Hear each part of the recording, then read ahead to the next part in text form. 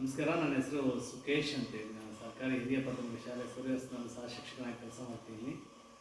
ನನ್ನ ಸೇವಾವಧಿಯಲ್ಲಿ ನಾನು ಶಾಲೆಯಲ್ಲಿ ಕೆಲಸ ಮಾಡೋದ್ರ ಜೊತೆಗೆ ಬೇರೆ ಬೇರೆ ಸಂಘ ಸಂಸ್ಥೆಗಳಲ್ಲಿ ಗುರುತಿಸಿಕೊಳ್ಳೋದ್ರ ಜೊತೆಗೆ ಮತ್ತು ಕವನಗಳನ್ನು, ಕವಿತೆಗಳನ್ನು ಬರೆಯುವಂಥದ್ದು ಮತ್ತು ಬೇರೆ ಬೇರೆ ಲೇಖನಗಳನ್ನು ಬರೆಯುವಂಥ ಹವ್ಯಾಸವನ್ನು ಬೆಳೆಸ್ಕೊಂಡಿದ್ದೀನಿ. ಉದಾಹರಣೆಗೆ ಈಗೊಂದು ಒಲೆಯ ಸಂಗತಿ ಅಂತ ಒಂದು ಪುಸ್ತಕ ಬಿಡುಗಡೆ ಆಗಿತ್ತು. ಆ ಪುಸ್ತಕದಲ್ಲಿ ನನ್ನದೇ ಒಂದು ಆರ್ಟಿಕಲ್ ಬಂದಿದೆ. ಈ ಥರ ಶಿಕ್ಷಣದ ಸ್ಥಿತಿಗತಿ ಅಂತೇಳಿ ವಲಸೆ ಮಕ್ಕಳ ಬಗ್ಗೆ ಬರೆದಿರುವಂಥ ಒಂದು ಲೇಖನ ಪ್ರಕಟವಾಗಿತ್ತು. ಹಾಗೆ ರೋಟರಿ ಕ್ಲಬ್ಬಿನ ಮ್ಯಾಗ್ಝಿನ್ಗಳನ್ನು ನಾನು ಪ್ರತಿ ವರ್ಷ ನಾನು ಮತ್ತು ರಮೇಶ್ ಅವರ ಸಂಪಾದಕೀಯದಲ್ಲಿ ಪುಸ್ತಕವನ್ನು ತರ್ತಾ ಇದ್ದೀವಿ. ಆ ಪ್ರತಿ ವರ್ಷವೂ ಇದು ಬರ್ತಾ ಇದೆ ಪುಸ್ತಕ. ಇದರಲ್ಲೂ ಕೂಡ ಒಂದು ಆರ್ಟಿಕಲ್ ನಾನು ಬರೆದಿದ್ದೀನಿ.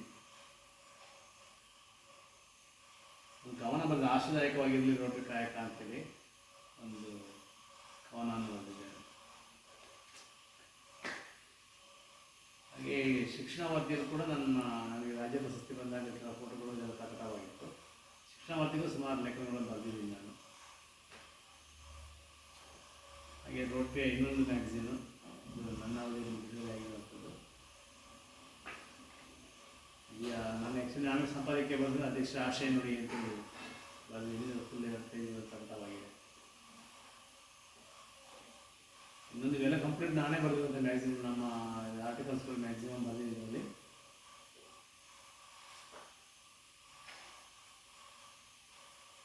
ನನ್ನ ಅಧ್ಯಕ್ಷರಾಗಿರುವಂಥ ಬರೆದಿರುವಂಥದ್ದು.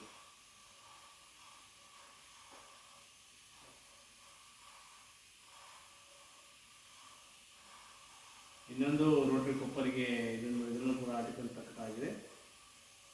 ಪರಿಸರ ಜಾಗೃತಿ ಮೂಡಿಸುವ ರೋಟರಿ ಸಾಂಸ್ಕೃತಿಕ ಕಾರ್ಯಕ್ರಮ ಆಗ್ತದೆ. ಪರಿಸರ ಜಾಗೃತಿ ಮೂಡಿಸುವಂಥ ಉದ್ದೇಶ ಇಟ್ಕೊಂಡು ಬರೆದಿರುವಂಥದ್ದು ಲೇಖನ. ಹಾಗೆ ರೋಟರಿ ಇಂಟರ್ನ್ಯಾಷನಲ್ಲಿ ಕೂಡ ವಲಸೆ ಕಾರ್ಮಿಕರ ಬಗ್ಗೆ ಒಂದು ಆರ್ಟಿಕಲ್ ಬರೆದಿದ್ದೀನಿ ನಾನು. ಇದು ರೋಟರಿ ಡಿಸ್ಟ್ರಿಕ್ಟ್ ಮ್ಯಾಗ್ಝಿನ್. ಇದರಲ್ಲೂ ಕೂಡ ನಮ್ಮ ಕ್ಲಬ್ಬಿನ ಪ್ರತಿಯೊಂದು ಚಟುವಟಿಕೆಗಳು ಇದರ ಪ್ರಸಾರ ಆಗ್ತಿದೆ. ಶಾಲೆಯಲ್ಲಿ ಒಂದೊಂದು ಶಾಲೆ ಮಕ್ಕಳಿಗೋಸ್ಕರ ಮಾಡೋದು ಸುವರ್ಣ ಅಮೃತ ಮಹೋತ್ಸವ ಸಂದರ್ಭದಲ್ಲಿ ಕೂಡ ಮಕ್ಕಳ ಲೇಖನಗಳು, ನಮ್ಮ ಲೇಖನಗಳೆಲ್ಲ ಶಿಕ್ಷಕರೆಲ್ಲ ಪ್ರಸಾರವಾಗಿದ್ದಾವೆ. ರೋಟರಿ ಸಹ್ಯಾದ್ರಿಯಲ್ಲಿ ಕೂಡ ಒಂದು ಲೇಖನವನ್ನು ಬರೆದಿದ್ದೀನಿ ನಾನು.